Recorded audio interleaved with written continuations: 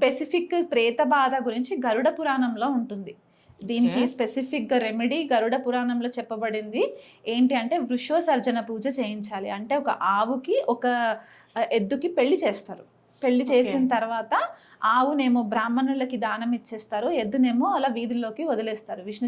విష్ణు చక్రం అండ్ శంకు అచ్చులు వేసేసిన తర్వాత మళ్ళీ అటు ఫాదర్ సైడ్ 7 జనరేషన్స్ అని మనం చెప్తాం జనరల్గా. బట్ 7 జనరేషన్స్ చనిపోయిన వాళ్ళ పేర్లు మనకి తెలియదు కాబట్టి చనిపోయిన వాళ్ళ లిస్ట్ ఎంతమంది అయితే ఉన్నారో వాళ్ళ గోత్రనామాలతో సహా ఇక్కడ మదర్ యొక్క జనరేషన్ సైడ్ మొత్తం వాళ్ళ గోత్రనామాలతో సహా చనిపోయిన వాళ్ళ పేర్లందరివి చదివి వాళ్ళకి పిండ ప్రదానాలు చేసి ఈ ఆవు ఎద్దుకి పెళ్లి చేసి వదిలేసిన తర్వాత బ్రాహ్మణులకి దానం ఇచ్చిన తర్వాత అప్పుడు ఆ ప్రేత బాధ నుంచి వాళ్ళకి విముక్తి రావడం అనమాట. చనిపోయిన సోల్స్, డిపార్టెడ్ సోల్స్ ఎవరైతే ఉన్నారో ఇది రెమెడీ స్పెసిఫిక్గా గరుడ పురాణంలో చెప్పింది కాబట్టి ప్రేత బాధకి ఎవరైనా ఉంటే కనుక ఈ రెమెడీ వాళ్ళు ఖచ్చితంగా చేయించుకోవాలి.